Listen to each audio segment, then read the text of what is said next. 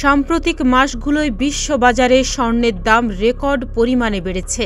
বাজারে অনিশ্চয়তার কারণে ব্যবসায়ীরা নিরাপদ বিনিয়োগ মনে করে স্বর্ণ কেনায় ঝোঁকার কারণেই এটা হয়েছে বলে মনে করা হচ্ছে। আর্থিক সংকট বা অস্থির সময়ে প্রথাগতভাবেই এই মূল্যবান ধাতুটিকে নির্ভরযোগ্য ও দৃশ্যমান সম্পদ হিসেবে বিবেচনা করা হয়। কিন্তু এটি কি সত্যিই কোনো নিরাপদ বিনিয়োগ?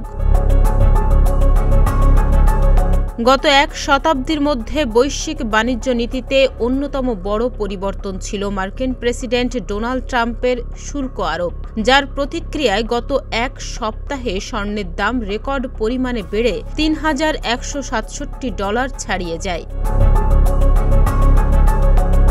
শুল্ক ও বাণিজ্য যুদ্ধ নিয়ে উদ্বেগের কারণে চলতি বছর বারবার স্বর্ণের রেকর্ড ভেঙেছে।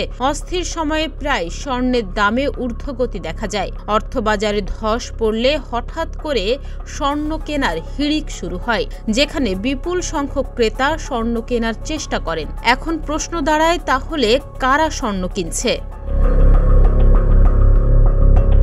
আর এই সব ক্রেতাদের বেশিরভাগই ব্যক্তিগত বিনিয়োগকারী অথবা খুচরো বিনিয়োগকারী কিংবা সরকার বলে জানিয়েছেন আয়ারল্যান্ডের বেলফাস্ট বিশ্ববিদ্যালয়ের অর্থনৈতিক ইতিহাসবিদ ডক্টর ফিলিপ ফ্লায়ার্স।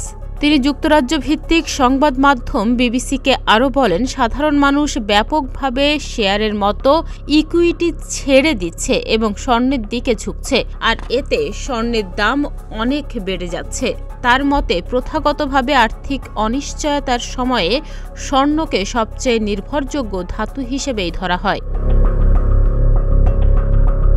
2020 সালে করোনা ভাইরাস মহামারীর সময়ে অর্থনৈতিক মন্দা দেখা দিলে হঠাৎ করেই স্বর্ণের দাম অনেক বেড়ে যায়। তবে আর্থিক বাজারের অনিশ্চয়তা স্বর্ণকেও প্রভাবিত করতে পারে বলে বিবিসি বাংলাকে জানান তিনি।